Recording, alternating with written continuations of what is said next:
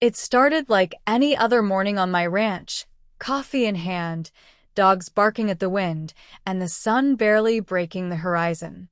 I'd owned this spread of land on the outskirts of a quiet Texas town for over a decade. It wasn't huge, but it was mine. Acres of open space, a modest house, a few horses, and the freedom to breathe without neighbors breathing down your neck. It was the kind of place where you could sit on your porch and hear nothing but cicadas and the occasional coyote howl. But that peace shattered the moment the new HOA president took charge of the gated community that had been slowly creeping closer to my property line like an invasive species. You see, my ranch bordered the back end of the recently developed suburban sprawl, neat little cookie-cutter homes where people seemed more interested in rules than living. I wasn't part of the HOA. I never signed up, didn't pay dues, didn't attend their meetings. My land had been here long before that subdivision was a blueprint. But that didn't stop them from thinking they could control what they saw as an eyesore. It began with letters, passive-aggressive notes about unsightly equipment, my tractor, unregulated animals, my goats, and potential hazards, my old barn, which had stood just fine for 50 years. I ignored them. My lawyer assured me they had no jurisdiction over my land. I figured they'd get bored and move on. But I underestimated just how far some people will go when they think they're in charge. Then one morning, I walked out to feed the horses and stopped cold. A shiny black iron fence stretched across the back edge of my property, tall, sturdy, and uninvited. It ran the length of the road that separated my ranch from the HOA development. At first, I thought it was just on their side. But then I saw it, the gate. A massive, locked gate right at the only access road I had to town. The road that ran across what I later learned was technically HOA land, but which had always been open, unbothered, and used by me without issue. And now, it was blocked. No warning. No courtesy. Just a damn fence. And I wasn't the only one angry. But unlike the others, I wasn't about to sit back and let some clipboard warriors box me in. I spent that entire morning pacing along the fence line like a caged bull. The sun beat down harder than usual, or maybe it just felt that way because my blood was boiling. I knew this wasn't just a mistake or miscommunication. This was a deliberate move, an HOA power play. They wanted me gone, or at least silenced, and they thought locking me out of the only convenient road in and out was the way to do it. I called the number on the HOA's letterhead, got voicemail. I left a message that was just this side of polite. Then I called my lawyer, Dana, a no-nonsense woman who'd seen her fair share of land disputes. Technically, she said, flipping through papers, they do own that stretch of land the road cuts through. But it's been used by you openly and without interference for over a decade. That could qualify as a prescriptive easement if we press it. Could. It's not guaranteed. It'll take time. Time and money. That was the part they were counting on. Drag it out, make it expensive, wear me down until I gave up or sold out. They can't block emergency access, though, Dana added. If you really want to go scorched earth, we can file something fast. But I wasn't ready to lawyer up just yet. Not because I was scared, because I was thinking. I knew the HOA, and I knew how they operated. They liked to flex their rules and flaunt their control. But they had one weakness: greed. Every decision they made was about power and money. And I had a sneaking suspicion this fence wasn't just about keeping the community safe or maintaining aesthetic standards. I started asking around quietly. I talked to a few of the more reasonable homeowners in the HOA, the ones who still remembered I was a human being and not some backwoods nuisance. One of them, an older woman named Joyce, let something slip. They only fenced it because that corner lot finally sold. You know, the one with the old well house on it. Guy who bought it's out of state. Never even visited. And just like that, it clicked. The lot they were talking about sat right next to the road, right next to the gate. It was a weird little triangle-shaped patch of land nobody had touched in years. I'd assumed it was HOA owned, but if it had changed hands, I went straight to the county property records office the next day. And sure enough, the lot had been sold just 2 weeks prior. The buyer's name? Some holding company out of Delaware. And best of all, the property came with the gate key. Finding out that the mystery lot came with the only key to the gate changed everything. My mind was already spinning with ideas, some petty, some poetic. But one thing was clear. This was leverage. Real, solid, legally purchased leverage. And I had to move fast before the HOA realized what they'd given away. I called Dana again. "Let me get this straight," she said after I laid it all out. "They put up a fence around your property. The only access is through a gate on a road they technically own, and now the lot that includes the gate and key belongs to an absentee corporation?" "Yup," I said, smiling.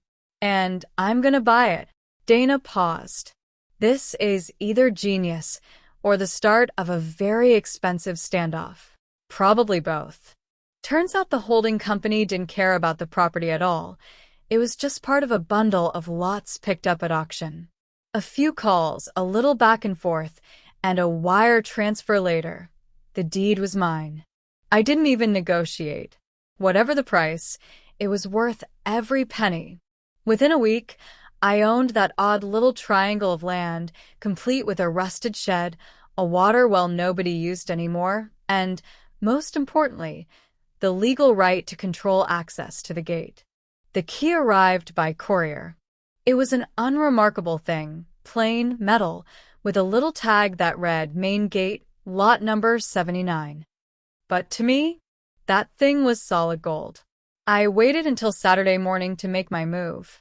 That's when the HOA board usually did their little neighborhood patrols, checking for improperly painted mailboxes and unsanctioned lawn gnomes.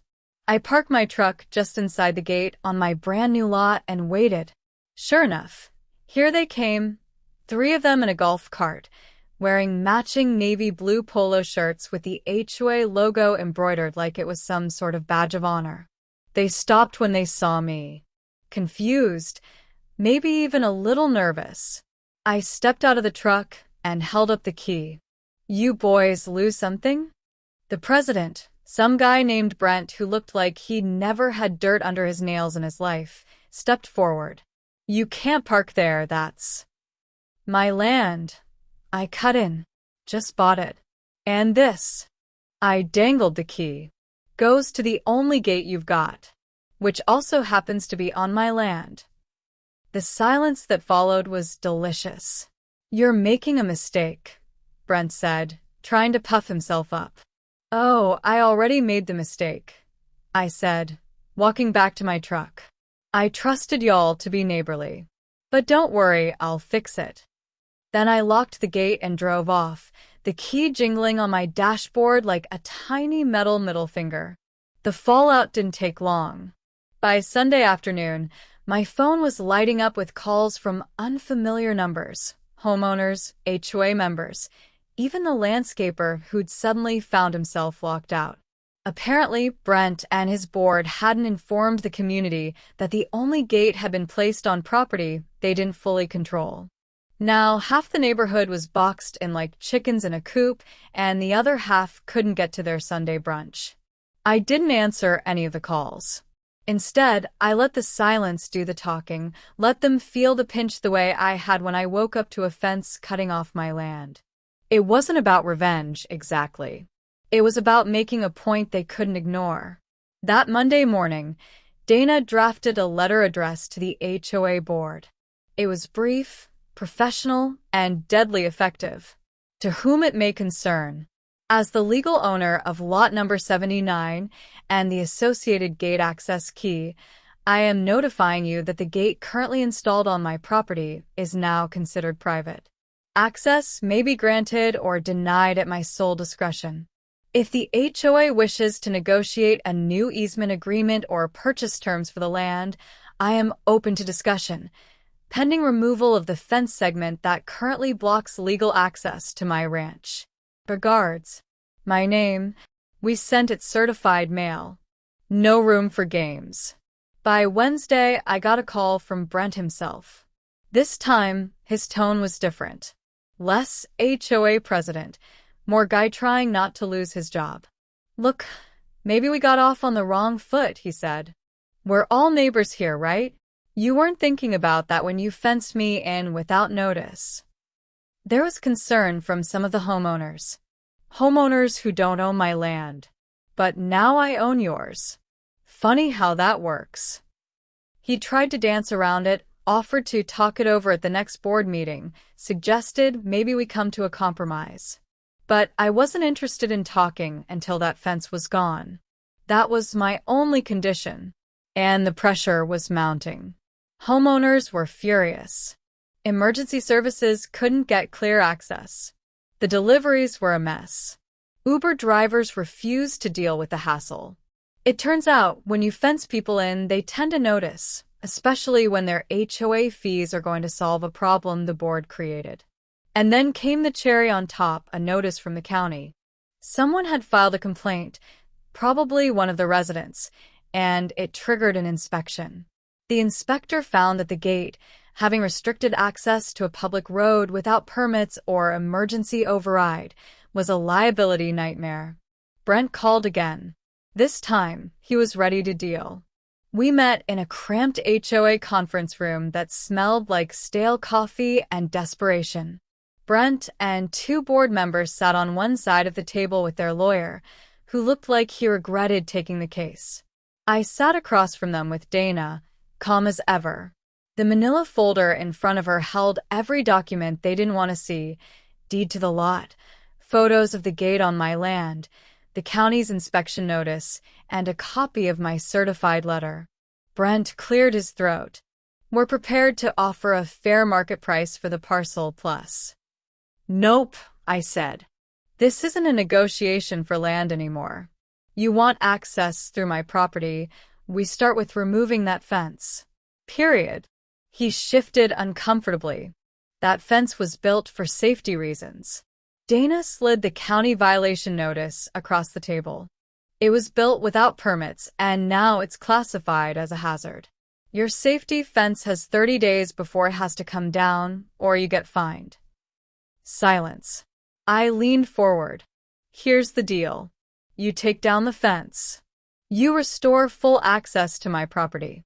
Then, and only then, we can talk about me granting you a private access easement for the gate. Temporary. Limited. And for a fee. Brent looked like he'd swallowed a lemon. You want us to pay you to use our own gate? I smiled. No, I want you to pay me to use my land. You made it this way. I just made the best of it. They didn't have a choice. Within a week, workers were out there taking the fence down plank by plank, sweating under the same Texas sun I'd stood under the day it first went up. Neighbors stopped by my place to shake my hand, laugh about the whole mess, and tell me how glad they were someone finally stood up to those HOA idiots. As for the gate, I let them keep using it after they signed a monthly lease agreement. It wasn't much, but enough to cover my land taxes with money left over for new tires on my truck and a well-earned vacation. And the key? Still hanging on a hook in my kitchen. Just a simple piece of metal. But to me, it's a reminder.